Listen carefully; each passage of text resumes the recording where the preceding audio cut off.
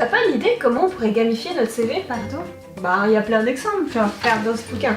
Là, tu vois, c'est un plan de métro avec chaque ligne, chaque couleur qui correspond à des choses différentes. Ou là, il y a encore un autre exemple. Regarde son CV, ça déchire pas? Je trouve trop cool. Et tu penses que les gens nous prendraient au sérieux? On dit pas qu'il faudrait se démarquer en faisant son CV pour être différent des autres?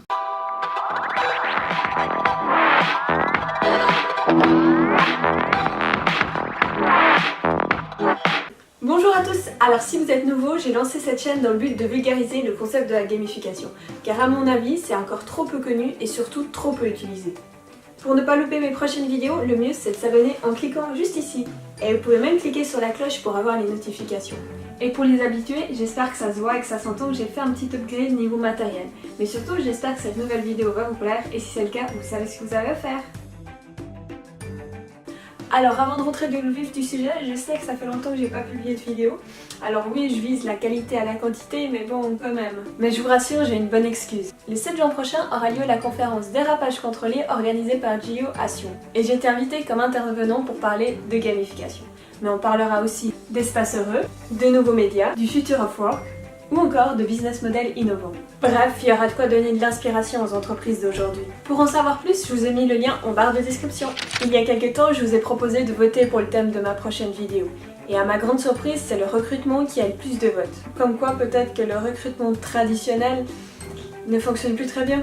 Entre les candidats qui apprennent des réponses par cœur, pas forcément vraies, mais juste pour faire plaisir aux recruteurs, et des recruteurs qui reçoivent des dizaines de dossiers similaires, comment arriver à faire un choix ? Bonne nouvelle, il y a plein d'exemples en lien avec la gamification. Et aujourd'hui, je vais vous donner 11 exemples. Pour chaque exemple, je vous ai mis tous les liens en barre de description si vous voulez en savoir plus. Après, je vais pas vous cacher que je me suis un peu inspirée de ce livre qui est exactement dans la thématique. Alors, pas tous mes exemples viennent de ce livre parce que le but c'était pas de faire du copier-coller. Cependant, si vous voulez en savoir plus, je vous ai mis aussi le lien de ce livre en barre de description. Cette fois, c'est parti! Numéro 1. Google. En 2004, Google a cherché une manière innovante de recruter de nouveaux talents. Son but était de recruter des personnes avec des compétences précises, mais surtout des personnes passionnées, et non des personnes postulant chez Google parce que c'est Google. C'est ainsi qu'ils mirent en place une affiche sur l'autoroute 101 vers la Silicon Valley. Un site internet, aucune mention de Google. Et pour connaître l'adresse internet exacte, il faut avoir la compétence de comprendre l'énigme. Une fois arrivé sur le site internet, un nouveau problème nécessitait d'autres compétences et donnait comme résultat une adresse où envoyer son CV. À ce stade toujours, aucune mention de Google. Grâce à cela, Google recevait des CV avec attestation de certaines compétences professionnelles, mais aussi de certaines compétences sociales. Numéro 2. Ace Manager de BNP Paribas. La banque française BNP Paribas organise depuis 2007 le Ace Manager, concours de recrutement en ligne pour les étudiants. Le but est de renforcer la notoriété de l'entreprise au niveau mondial et de devenir une marque employeur privilégiée des étudiants. Ace Manager représente un véritable succès pour l'entreprise avec, en 2014, 22 000 participants de 145 pays pour un défi constitué d'études de cas en anglais dans le domaine bancaire. Numéro 3. Chapre. Désolée, mais ça se prononce Shaper. Alors là, ce n'est pas spécifique au recrutement, mais ça peut permettre de trouver un nouveau travail. Alors Shaper, c'est le Tinder du Networking Pro, application de rencontres professionnelles. Chaque jour, l'algorithme de Shaper prend en compte votre géolocalisation, votre expérience, vos centres d'intérêt professionnels et personnels, par exemple marketing, journalisme, running, et vous propose 15 profils de professionnels proches de vous. Ensuite, c'est à vous de jouer en sweepant les profils qui vous intéressent vers la droite. Si l'intérêt est réciproque, c'est le match. Vous pouvez commencer à discuter dans l'app. Développée aux États-Unis par une équipe de Français et lancée en 2014, 60% des utilisateurs sont aux USA. Mais elle se développe aussi de plus en plus en Europe. Numéro 4, 5, 6, 7. Alors oui, c'est un peu spécial. J'ai 4 entreprises dans le monde qui ont eu à peu près la même idée et comme je ne savais pas laquelle choisir, j'ai décidé de les regrouper. Il y a d'abord Knack à la Silicon Valley, puis Pimetrix à New York, Talegend en Nouvelle-Zélande et finalement la start-up française Goshaba. Elles ont toutes un point commun, elles mélangent jeux vidéo avec sciences cognitives, neurosciences ou sciences psychométriques avec des algorithmes afin d'identifier les traits lorsque le candidat joue, tels que résistance au stress, empathie ou encore le temps nécessaire pour la prise de décision. Knack est déjà utilisé dans plus de 120 pays et travaille pour des entreprises telles que AXA Group, The Boston Consulting Group, Citigroup, Suisserie ou encore Swisscom. Le candidat télécharge l'application et les jeux séparément. Ensuite, il lui suffit de jouer au jeu en se connectant à Knack. Soit c'est l'entreprise où le candidat a postulé qui lui demande de jouer et d'y indiquer un code, soit il joue sans code et ses résultats seront affichés pour les entreprises qui cherchent des candidats selon certaines compétences précises. À la fin, comme résultat des Knacks, qui sont essentiellement les compétences, qualités découvertes durant le jeu. Par exemple, le premier jeu c'est Wasabi Waiter. Il faut servir aux clients le bon repas selon leur humeur, sans oublier de débarrasser les tables. Le jeu analyse par exemple la prise de risque, l'empathie, la rapidité de décision, si intro ou extraverti, l'agréabilité, etc. À la fin, le jeu vous connaît même peut-être mieux que vous vous connaissez.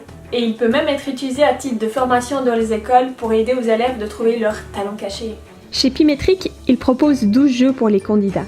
Créé en 2012 par Frida Polly, neuroscientifique à Harvard et au MIT, Pimetrix combine des jeux de neurosciences avec des algorithmes de manière à matcher le joueur avec les bons postes de travail pour être ensuite associé à des potentiels postes auxquels le candidat pourrait convenir. Et niveau entreprise qui utilise déjà Pimetrix, il y a du lourd, tels que Mercer, LinkedIn ou encore Tesla. Talegent fournit des solutions créatives pour prédire la performance humaine en combinant notamment la science psychométrique et l'analyse des données. Il travaille entre autres pour des entreprises telles que Deloitte, Air New Zealand ou AXA. Et dernièrement, ils ont lancé Talegent Gamify. C'est une évaluation de simulation réaliste basée sur un jeu qui est directement pertinent pour l'entreprise et les rôles qu'elle cherche à remplir. Ils ont testé avec 12 000 diplômés afin de comparer avec une évaluation traditionnelle. Je vous ai mis en lien l'analyse des résultats de cette étude. Et finalement, même concept, mais cette fois-ci pour une entreprise européenne et même française. Chez Goshiba, ils présentent 3 solutions. La première, Smart Screening, pour identifier les profils pertinents parmi un grand nombre de candidats. Cognitive Gaming permet d'identifier des traits précis de la personnalité des candidats. Et Talent Mapping pour cartographier les compétences et les personnalités de votre vivier. Et là aussi, pour une start-up, ils ont déjà de gros clients, tels que American Express, BNP Paribas, HSBC ou encore Paro. Numéro 8, Hunters. Hunters est la première application ludique de cooptation. Cooptation, soit le fait pour un collaborateur de renseigner une de ses connaissances pour un poste à pourvoir dans son entreprise. La cooptation a des avantages très directs. Son faible coût, par rapport à un chasseur de tête par exemple, sa rapidité, on peut gagner 30 à 40% de temps, et la fidélité. Créée en Belgique par 3 cofondateurs dont Dominique Monchatordier, l'application a déjà une vingtaine de clients actifs pour plusieurs centaines d'employés actifs entre la France, la Belgique et le Luxembourg. Et croyez-moi, c'est qu'un début. D'ailleurs, il se pourrait bien que Hunters passe prochainement la frontière suisse. Les entreprises utilisant déjà l'application sont très variées, passant d'un grand cabinet d'audit à un réseau de crèches ou encore la prestigieuse agence de publicité Ogilvy. Avec un design à la Far West, C'est assez tendance les westerns. You're a wanted man, Mr. Morgan. cette application permet aux collaborateurs de devenir des chasseurs de tête. Lancée en 2017, elle offre un feedback instantané des différentes étapes du recrutement du candidat et propose pour chacune d'elles des points à cumuler. Cela permet d'éviter que les collaborateurs soient démotivés de proposer des candidats. Et si le candidat reste dans l'entreprise, des points peuvent être cumulés. Mais il y a plein d'autres mécanismes du jeu qui sont repris, tels que par exemple les niveaux. Et les points restent acquis quoi qu'il arrive. L'entreprise peut choisir contre quoi elle veut échanger les points. Par exemple, de l'argent, bouteille de champagne, jour de congé, privilège dinner avec un ou plusieurs membres de la direction, chèque cadeau, etc. Numéro 9, Origamix. Ici, les jeux ressemblent plus à des escape games qu'à des jeux uniquement digital, et ils sont à chaque fois personnalisés selon les besoins de l'entreprise, au niveau des soft skills, mais aussi de la culture de l'entreprise. Sur leur site, on peut trouver des exemples de catalogues, mais chez Origami, la personnalisation est le point central de leur réalisation. Ils se définissent comme une pâte à modeler du recrutement gamifié. Pour donner des exemples concrets, ils ont organisé un jeu, un peu du style Escape Games pour l'entreprise Saint-Gobain. 150 étudiants des écoles supérieures de commerce sont venus y jouer, et dans cet exemple précis, les recruteurs étaient aussi présents, car ils étaient sur du pré-scanning de candidats, et le but était vraiment de cimenter les relations entre les étudiants et les équipes RH et de briser la classe. Grâce à cela, les RH ont pu facilement identifier certaines compétences ou personnalités chez les joueurs. Et en plus de cela, le jeu a permis d'attirer des étudiants en se démarquant des autres entreprises visant les mêmes profils d'étudiants. Cependant, dans la plupart de leurs réalisations, les RH ne sont pas de la partie. Par exemple, en novembre dernier, au ministère de l'économie et des finances, ils ont créé 3 escape rooms destinés à valoriser des profils issus de la diversité, afin qu'ils soient recrutés par de grands groupes tels que Accenture, Unibail Rodamco, BNP Paribas, Accor Hotels, RTE Réseau des transports d'électricité. Cela s'appelait le Forum Potentiel et a été mis en place par le cabinet Mosaic RH en collaboration avec Wargamix pour la partie Escape Games et entretien inversé, et pour la partie présélection, qui évidemment ne se faisait pas avec des CV, c'est Goshaba qui s'en est chargé.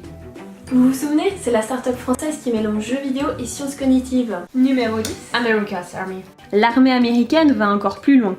En 2002, elle crée le jeu vidéo America's Army.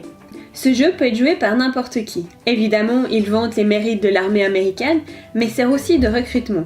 Car en effet, les meilleurs joueurs sont contactés directement par l'armée pour leur proposer de postuler. Et pour bien amortir l'investissement, le jeu est même utilisé à l'armée comme simulation lors du onboarding. When you finish your service, you can secure a good paying job back home. So what are they playing? That looks fun. America's Army 3. Numéro 11, Factor Academy de Formapost. Afin de lutter contre le nombre élevé de collaborateurs abandonnant durant la phase de formation, le service de poste Formapost a créé le jeu Factor Academy destiné aux potentiels candidats afin de vivre une semaine dans la vie d'un employé Formapost.